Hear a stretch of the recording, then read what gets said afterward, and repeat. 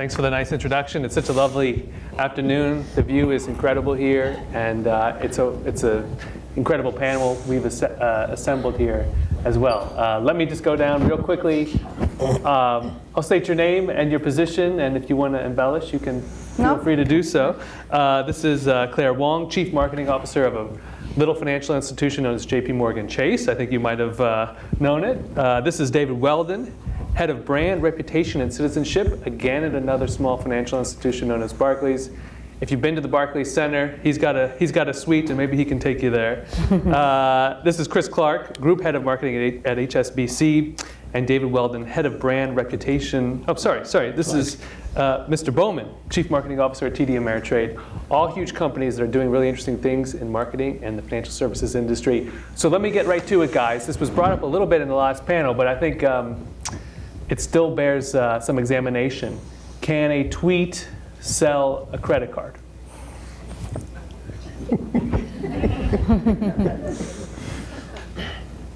Ms. Huang, we probably sell more credit cards than anyone, so let's hear it. Yes, we do sell more credit cards than anyone. I think we are all looking for where the customer is, and therefore, if we're able to connect with a customer early on in the buying process, and tweets are kind of that earlier on phase of the buying process, I think ultimately we are going to be able to attribute tweets to ultimate conversion. But you can't say just a tweet will convert. I think you have to be with customers where they are and all along the buying process to be able to convert at the end of the buying process. So I think connecting with customers and being relevant to them at the start. So I won't say a tweet, any tweet, a relevant, targeted, personalized tweet that takes people from that point all the way through the buying process, all the way to the time when they're able and interested in converting and buying a credit card. Yeah, so it's not as simple as that, but I think there could be a connection made over time. Chris, you're nodding your head. Yeah, can I do that usual thing and sort of answer another sort of question, really? I think one of the things about social media is that actually I'm not entirely certain how mature it's become, and to some extent one of the things I think with the internet was it went from kind of communication, sort of email, to sort of information and engagement and entertainment, and then eventually it got to utility stuff, and I think to some extent we're playing with utility in social media at the moment. We ain't quite got there yet, and I think that's the key bit to this, which is how do you make this stuff really useful and convenient and actually get people to do the sort of things that make their life run a bit more smoothly. I don't know, I use Facebook very badly, so please, forgive me for this, for those who use it a lot, but it gives you prompts on people's birthdays. Well, you know what, because I'm a lousy godparent and my kind of goddaughter's on there, and I get a prompt about her birthday, if it allowed me to have a really cool greetings card that I could take her photograph off there, slap that on, and another little button I could press to put an Amazon voucher attached to it, I'd be really pleased about that. All it does as a piece of functionality is make me feel guilty. Right. Because I'm going to have to get my act together. I know I'm not going to. And sometimes I sit there and think, should I ask my wife, who's quite an independently minded sort of, like you can't actually get your own together to kind of get a birthday card and something to Georgia? Well, Chris, not good enough. But we all know that the financial decision for any individual in particular, if you're marketing to consumers, it is such a hard nut to crack via social media, via the internet, via offline marketing. How have you guys thought about the evolution of sort of cracking that nut, and does social media fit into it at all right at this point? To carry on the discussion a little bit and answer this question too, while a tweet may not sell a credit card or a financial product, it certainly can kill the sale of a credit card, or it can keep a customer. In our experience, we're more learning about reacting to tweets and how do you react to a tweet in a way to either save a customer or even build a relationship rather than harm a relationship. We find it very effective there, and so we put a lot of resources behind that. I think social media too is a way to build relationships, go to where customers are. Customers are in social media, they're in mobile sites, they're in mobile devices. That's our goal, and social media will help amplify the differences that we have in the base business. In our business, it doesn't create a differentiation to use social media, but social media helps amplify the differences that we have. Like, is there an example that comes to mind? So for example, our business we've been on a journey for a couple of years to focus from product focus to customer focus, from being, line of business, a credit card versus retail banking, to having an integrated offering. So we use social media to showcase the integrated offering, and as opposed to line of business differences. And for example, one of the things that we're proud of, even in our, we've banded together as Chase together to create the first largest online kind of scaled crowdsourcing charitable giving program.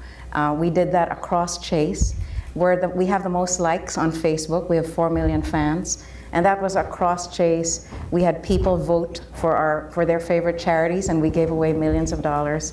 But again, that's a way to showcase Chase's ability to deliver something across our businesses that's customer focused, that's customer interests based, and deliver that to where customers are, which is, in this case, was Facebook. Now, Mr. Wheldon, you were quiet, and in the room in the back, you were sounding a skeptical note.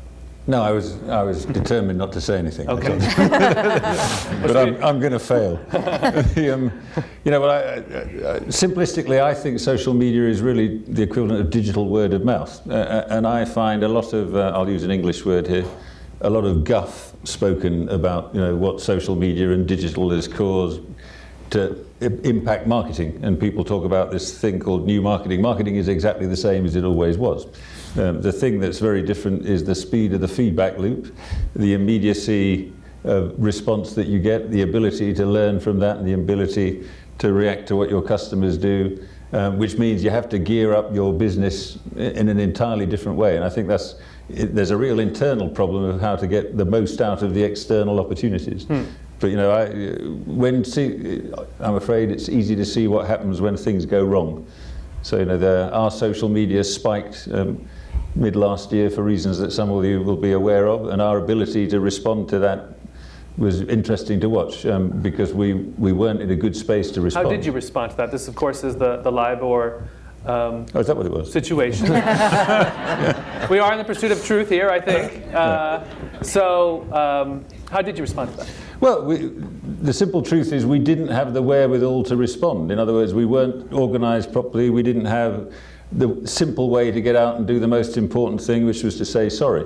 Because you need to own a problem and own it fast, and digital media really teaches you that. Right. And we were a bit slow to do that, but there are all sorts of circumstances. And I think what hopefully it'll never happen to us again, but if it does, we have learned many, many lessons, and we would respond much better. What would you do differently? A tweet that says sorry, period, seems totally inappropriate. What is the right thing to do? Well, I mean, I think acknowledging it, because at the time there was a flurry of press. For those of you that don't live in the UK, you wouldn't really appreciate how astonishing it was. I mean, the coverage was just enormous at such speed that to respond to that, I mean, even if we'd been well organized, the best answer I've got for that is I don't know.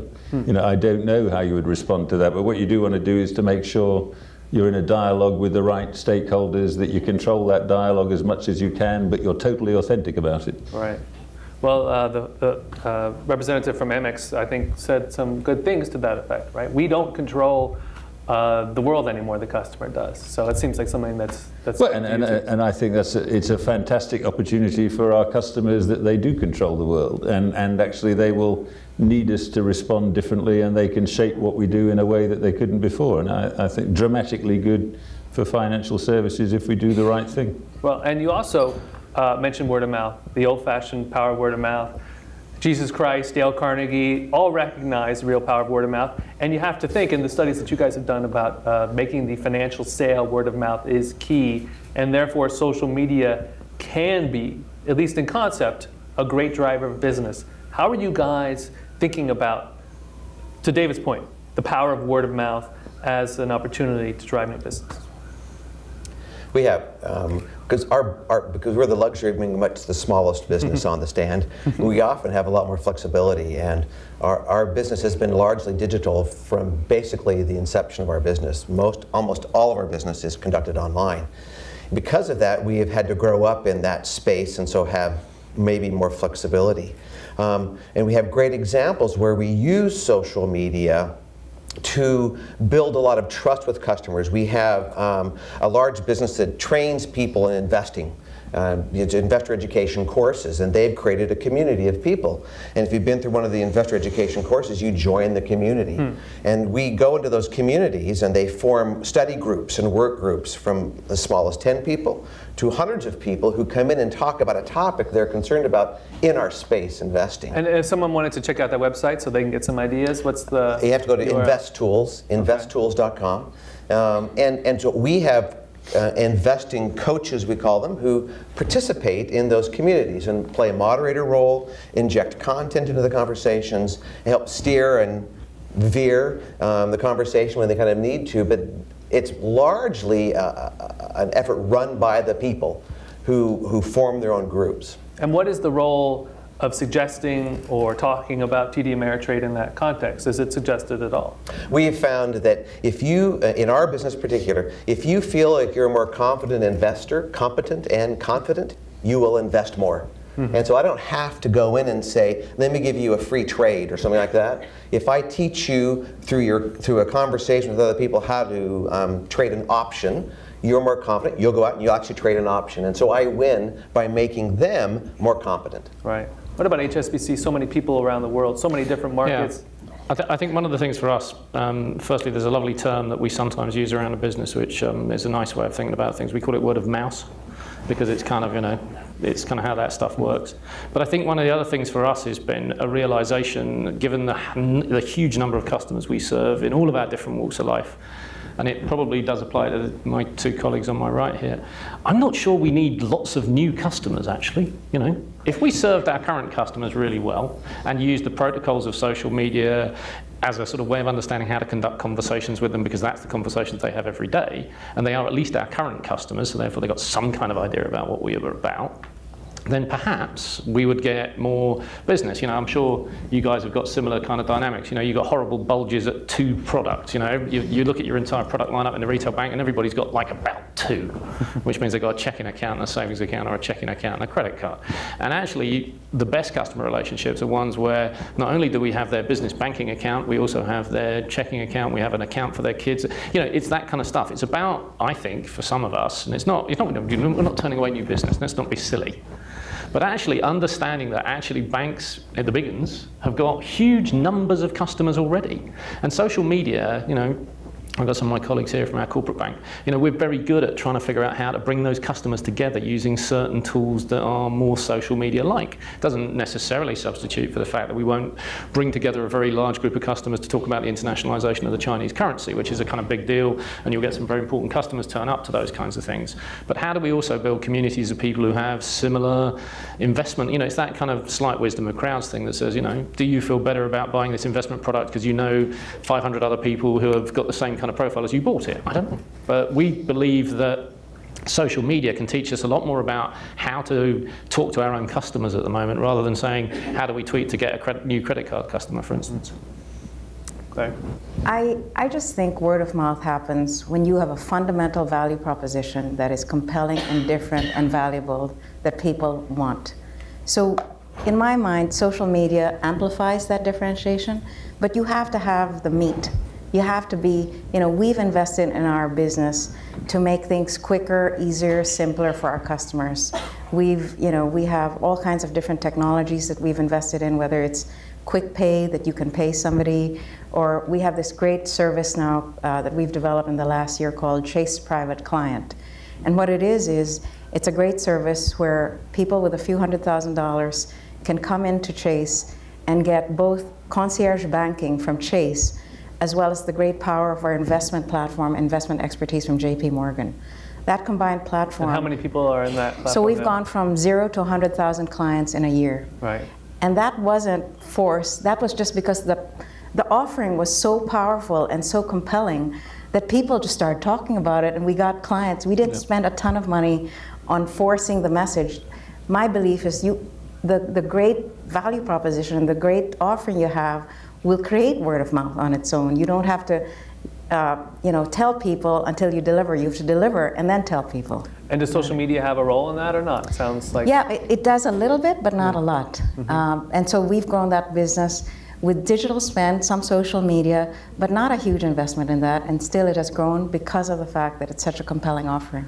And I know this is not a big data conference. I'm sure there's like 5 other big data conferences going on as we speak, but I think we'd be remiss to not bring up how the role of analytics, of customer behavior, customer acquisition affects what you guys do. Can you maybe just bring up a little bit about those analytics, and if social media has a role maybe a bit at the end of that analytical process?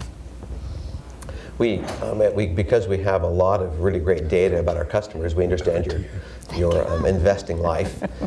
We are finding ways to use that data to make you a better investor every day that we can. So far, social has played a smaller role, but it's on our roadmap now to take a data feed from social and bring that into the analytics we use to then offer you education or training or things like that. So what would that mean in practice? Would that mean? In practice, from a simplest, if you call, if you have a question about your investment account and you call our call center, we use analytics to help the advisor you call give you a better answer to your question by knowing something about you. And the data that goes into that data feed is growing every day. The kinds of data that go into that, from social behavior to web behavior. For example, if you came from a certain part of our website, that could be known so they could give you better information when you call them. Social as one of the data feeds is one of the ones we're working very hard to get, because that would help us serve the customers better, we think. And I think some of the things about customer data, though, I think there's a sort of maybe a requirement, and this is a bit of a personal view, maybe a requirement for us to rebalance the kind of contract with a customer over their data.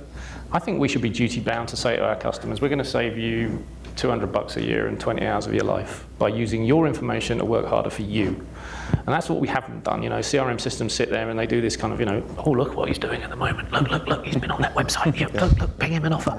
And it kind of shouldn't really be like that. It should really be about saying, look, you can switch all this off if you like, because actually you should have the power to do this as a consumer. To your point earlier about, you know, they have the power. And actually, you know, if you want to let us loose on your Twitter feed, you want to let us loose on all the other things you do, we can probably use some of that to just make sure that we get stuff in front of you at the right time. I'm only going to contact you 6 times a year could be a nice kind of contract that just says, it's only going to be 6 times a year. And they're going to make it really meaningful. Right. Understanding kind of having a much more balanced contract around data with customers is probably something that, you know, all of us need to think about a little bit. Do you see perhaps even fixing a dollar amount as maybe a straight up cash reward, a credit, whatever you want to call it? You see that's a possibility? I have no idea, but say for instance, you know, I'll make it simplistic. I don't know if it works like this, but you know, a simple CRM system that says, guess what? You've just been to the baby store 3 times. You've never been to the baby store in your life. You probably had a kid. So there's 2 things I can do. How did you know? Yeah, exactly. So there's 2 things I can do for you here. There's a thing in the UK called Mumsnet, which is essentially a sort of mother's network. They can basically help you get the best stroller that you need for your kind of thing. Saves you 5 hours of going poking around a bunch of stores where, you know, just go to Mumsnet. They've got the best solution. I've just saved you 5 hours. Oh, and by the way, if you'd like a personal loan at this moment in time, we'll give you a discounted rate because you're a new parent. You're already pre-cleared for it. Click here to take it.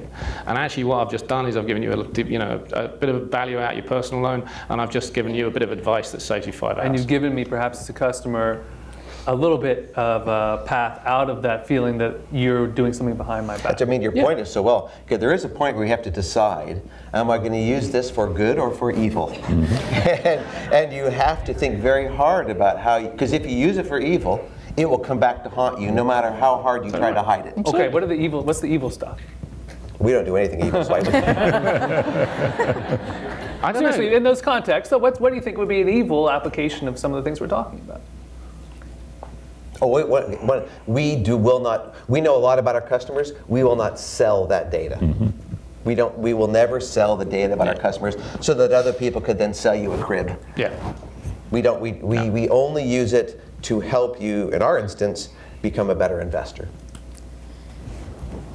Our rule around using data is to think about how it benefits customers. So if it's very similar to what Chris said, which is, if we're able to personalize offers better so that you get an offer that's actually relevant to you, you know, we use data from the most simple thing to the most sophisticated thing. I mean, I remember during Sandy, the storm Sandy, we used our data just to say, who are the people that we think are going to be affected by Sandy? We got a list of 50,000 names. We did outbound calls to people all around 50,000. We found people who we were afraid that they would be stuck or whatever. I mean, one of our tellers had a blind customer. We were worried about this. We made an outbound call, no answer. She went to the person's home, found the person not having food, etc. I mean, this is the type of stuff we do with our data, from the simplest things to the most sophisticated things that we do to personalize our offerings so that people get a better experience and they don't get offers that are not relevant to them. All right, let's move. You want to go add something? No, I was looking at some of the Barclays card data in the UK, for instance, and actually it's data that tells you about the state of the economy. It's data that trends things that can be used for all sorts of things to the benefit of the society in which we operate. And at the moment, that's used internally. So we're thinking about what else can we do with this data to the benefit of broader society. And then down in the narrow end, you know, next week we're launching Barclays Card in the UK, some offers based on purchasing behaviour, crowdsourcing of things called bespoke, which again delivers value back to the customer based on permission that they've given us to use the data to their benefit. And it's all about how you do the right thing. So are you breaking news here on that? Sorry? Are you breaking news here on that? I hope not. Oh, okay. So let's tell us a little bit more about the bespoke thing. It almost sounds like something that Chris was describing. Well, it's on the basis that I might be. I won't tell you too much more about it, actually. if you'll forgive me. Well, you were sincere that you wouldn't say anything. Yeah, no, I know they delayed the launch, so that they might not have said anything. Okay. Let's move to a little bit of a more nebulous but still important category, and that is brand and social interaction. Brand, so hard to define, so hard to quantify, but yet so important. And the social layer and how that affects the brand. Claire, you're nodding. Maybe giving some thought about that. How would you take on that question? I think brand, you know, the way I think, there's so many ways to think about brand, but it's a set of expectations, a set of promises that are delivered that allow somebody to choose one brand over the other. I mean, everybody has their own definition, but the more we're able to, you know, fulfill those expectations, deliver on on something that's compelling, that's different, that is actually useful to the person's life, the more we're going to be able to build our brand. So again, I go back, it's the business, right? What do you deliver in the business that can help shine up your brand? Because you know, there are many, many brands that don't do a lot of sophisticated marketing or social media or whatever, that do nice business because they deliver for the customers. I think for big businesses like ours, you have to do both. You have to deliver on the business and you have to tell people about it. And so a lot of the times people think about brand as just the telling, but not the doing. And so in our world, we're very focused on the doing, and now, you know, and as well as the telling, because there are a lot of people to influence, and there's a lot of good competition out there, present company included. So we are always thinking of ways to connect with people. A brand to me is making sure that we are connecting, we're creating relationships with people, that we are actually not just connecting on a product basis, but connecting to people's interests, connecting on an emotional level, not just on a rational level. And so what does that mean in concrete terms for the social layer of that expression? I think one of the biggest things is content, right? The use of content to be able to reach people where their interests are. We have a great card called Sapphire. It's a rewards card based on dining and travel. So when you use it for dining and travel, you get double points. So guess what? We create a ton of content around dining and travel because we know the people who use our card are the people who are interested in, they're foodies and they're travelers. And so we reach them where they are. And you know, over time, we create a relationship and we hope that we'll prove ourselves, you know, worthy of their business because we have a very compelling product. And where does that content reside exactly? The content resides anywhere our customers are. So we reach out using social media, we reach out in digital channels, we reach out during wherever we believe in going where customers are. and going to where they're. So is that a set of sponsored? There's all kinds of posts things. in Facebook. We have a great partnership with OpenTable, for example, because OpenTable, everybody uses OpenTable to make reservations. So that would be a great example. Right, and if someone here wanted to check out the content that you're doing, if they wanted to find one place for it, where should they go? Chase.com is OpenTable. Chase.com has a great information on OpenTable and all of our other partnerships that we have. Okay. So yeah, What about the rest Sapphire, of you guys? Chase.com, Sapphire. Brand, social, how do they? No, I mean, to the definition thing, my favourite one is Jeff Bezos's, which is it's what people say about you when you're not in the room. Now, sadly, you're always in the room these days. So the brand is an ever-present thing. And again, I think the week that I saw our brand go down the tubes in one country, I was sitting in Uganda where our brand couldn't have been stronger if we'd tried, actually, and that was based on constancy of delivery, keeping the customers happy, and word of mouth. But when you're 320 years old as a brand, you will have ups and downs. So my own definition, the one I like to use, is we're a character in a constantly evolving story, and you have to react to things around you, but you have to do it with authenticity. So trying to use social media to manipulate your brand is not the thing to do. And actually, as we've tested things there, because I agree with, go to where the communities are. So next year you'll see the Barclays Premier League come to NBC here. You'll see an awful lot of activity around that.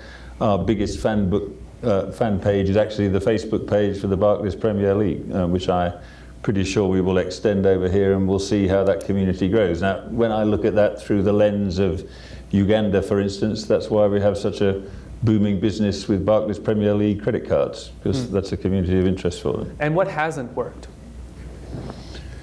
I'd love to say nothing. I think when you look at other, let me take it outside of us for a little bit. When you look at the attempt to use community investment to manipulate, and it's not from the heart and it's not authentic, I don't think that works. I think these days, our customers have found us out on that stuff. They know why we do things. They can see when things are authentic and heartfelt. So I'm sure you had a very positive response to your brand in the hurricane. The story you told there was great. And you can't manipulate like that. So we're very attuned to being careful to not try and manipulate. And I think for us, one of the things that we try and stick to is this sense of what we call action as character. I can remember now, sort of, 2008. There was kind of obviously all the thing going down in London, lots of people going to the wall, Northern Rock and all of this kind of stuff. And our government bailing out a variety of banks, and we ended up in, I got a phone call. It was our chief executive back then was a different one to the one we've got now. He was much more rumbustious kind of, he was on the phone. Get up to my office now, I want to see you. And they were like, oh, okay, so go up to his office, and I went in and he said, I want to tell everyone we haven't taken government money. Do an advert. Not really. I said to him, if we want people to think we're strong, let's act strong. Let's put something together. And I think we put together a $5 billion fund for lending to small business and a $15 billion mortgage book. And once the rest boys had put all that together, we went and talked about that. And it's actually being able to go into the boardroom sometimes for what obviously is a well-intentioned conversation from what was then the chief exec, and be able to say as sort of the brand custodians, look, this isn't kind of, your sentiment is right, but that's not how to do it. And actually you need to understand your corporation's culture and its character, and understand how different that can be. I've got 88 countries around the world to try and run a brand, and it's very difficult. We are in 2013, 5 years after the social part of this world. We're all here in part for that reason, is changing things. Anything to add about the brand and the social part of it? I would have loved to have had social media in 2008 in a developed form to actually use to amplify that message on that day. Best I could do was buy a page in the FT the following day, and the Daily Telegraph and a few other of those newspapers. That was the fastest media I had apart from the public website. That was it. I think actually what I've got is better opportunities now as a marketeer to use social media to leverage what I think is the sort of strengths of the organisation, and you can move faster. Yeah, at TD Ameritrade, we have some very distinctive brand pillars, we call them, or promises we make to our customers, and one of those is to inspire and educate you. And before social, we had what you would expect we would have. We had some wonderful publications. We had, you go to a Marriott hotel and attend a seminar, or we had things like that.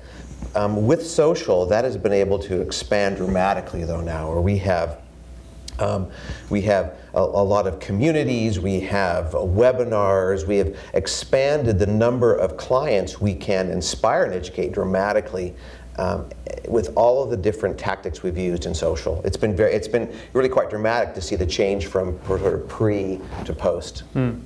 Let's get to managing sales forces, and you guys are in somewhat different businesses in different parts around the world.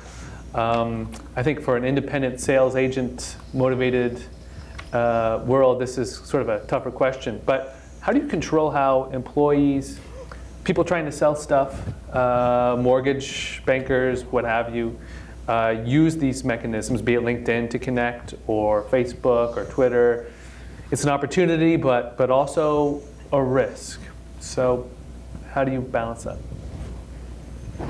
Well, as you're probably aware, we're in the journey of becoming a values-based bank. And part of that is how do you show up in social media, what do people do, and understanding, the code that you should follow. And actually there's an awful lot of internal conversation around, so what does that mean? Because you can't do that with a piece of paper that says social media guidelines, don't do this, don't do that.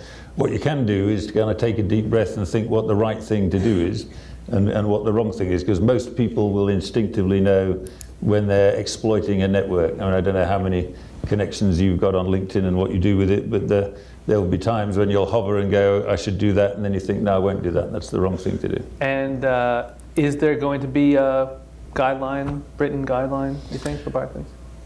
There's a living, breathing guideline, so I'll call it a written one, but I think we need to be social about what that is. So actually I like those people that use social media very overtly when they say, these are our guidelines, this is what we can do, this is what we can't do, but everybody that's, when I'm on social media, I need to remember I work for Barclays. So I was here, for instance, the day there was an op-ed about one of our famous competitors, and I was about to retweet it, and I thought, well, and what I was going to retweet is, look what happens when a brand goes wrong internally. And then I thought, no, I can't do that anymore.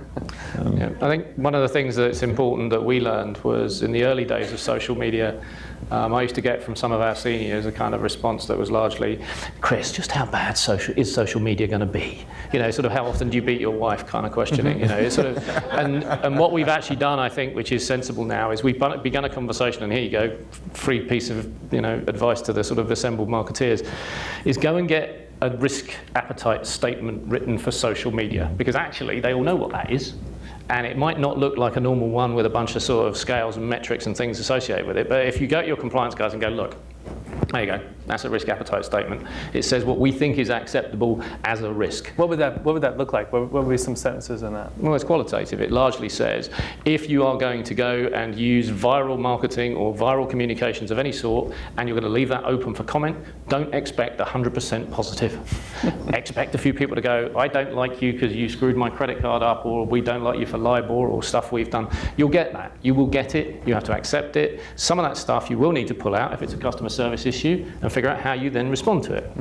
If it's just, terrorists, well, are shouting at you, not literal terrorists, people who are just out there to say something bad, then accept that that's part of the rules of being in this space. But if you don't, I actually think ultimately, if you're not present, it's almost suspicious. There'll be a period of time in a couple of years' time where if you don't have a presence in these spaces, people go, why don't they? Or even now, not even a couple of years' time. Possibly not, yeah, possibly not. What's your all's philosophy about lead executives being on social media? Are your CEOs on it? Almost.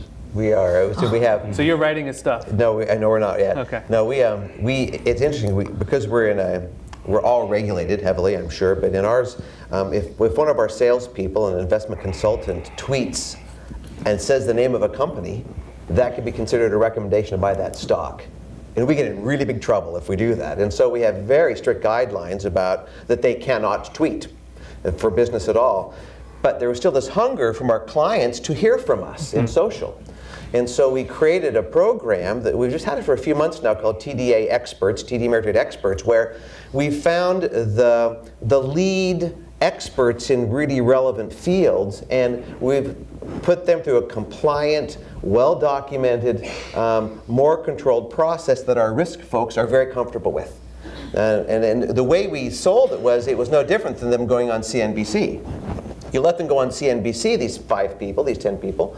Why won't you let them go on social and do the same thing? And that was kind of an aha moment for our compliance group. They said, oh, that's right. If they can be interviewed for an article, we could treat social media like that event. We can capture it, we can control it, we can contain it.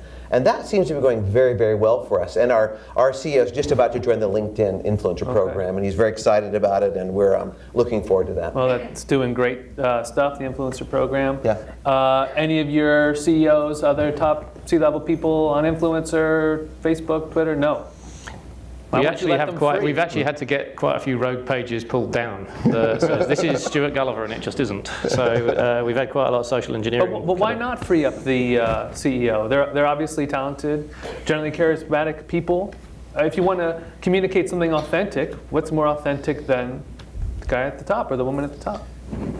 Yeah, I mean, I think in our case, and let me use LinkedIn to illustrate it. You know, we're tidying up our LinkedIn presence because it was a globally created mess of extraordinary proportions. So we're kind of bringing that back so that it does the right thing for us and the right thing for our customers. And there will be a time when it'll be right for Anthony to be very much part of that. I don't doubt that. But at the moment, you know, he's very active in our internal social media. Very, very active. Yeah. Externally, that will come. Yeah. Claire, anything to add? Jamie Dimon would be great. He would be. He's very well respected. I'm so glad I've joined his team. It's one of those. Why do people always say that kind of thing? It's just true. This is recording the bed. She's totally punting. No, I am not punting. I just think that the way we use social media is to showcase the business and build the brand. And if that will help us over time, then it will happen. But for now, we actually want to showcase the things that we do for our customers. And so that's what we do in social media. I mean, a great example, you know, you were asking about what we, you know, how we use social media. We're we're not the first to the market. We're purposeful. We're slow and purposeful, I would say. And so in some cases, we have, for example, we've used LinkedIn, to give a plug to our hosts here, to create a treasurers forum, because we know treasurers want to talk to each other. And that's a safe forum, and that's what we liked about LinkedIn, because it can be a closed group, a few hundred people talking to each other. And that's where we think the power of social media is, where you use it when it's advantage to our customers, as opposed to just using it because it feels like a good idea.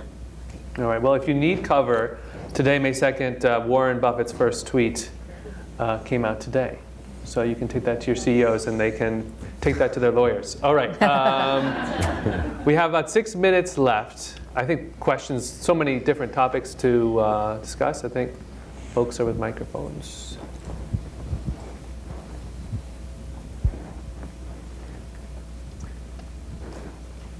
Not a single question.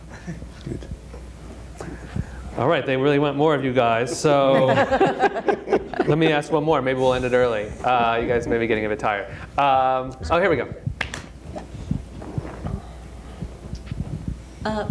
Yeah, this relates to social media and using the top executives as a way of humanizing the brand. And I know because of all the regulation, it's very difficult. But so far, I haven't actually seen anybody do that. But the head of a financial company is a great way of expanding on the brand. So, you know, who do you think is going to be the first company to do it? I think your points are very well made. We have found that it's a good idea too, and so we've begun. We have a small group of executives, not the top executive yet, who have been working in the program, sort of feeling the risk and compliance barriers that we need to be careful of, testing the waters, and our CEO will begin imminently. They're in the process of joining the LinkedIn Influencer Program, but we agree that it's a great way to humanize a brand, to help build trust, and trust is such an important part of financial services, and it's so wanting sometimes today. And so we think that letting people get to know who is providing these services is a great idea, because they're really smart intelligent people they're normal. And what we found in our program so far, that each of them has a very different personality. Some of them are hilarious and have funny tweets. Some are serious and have serious tweets.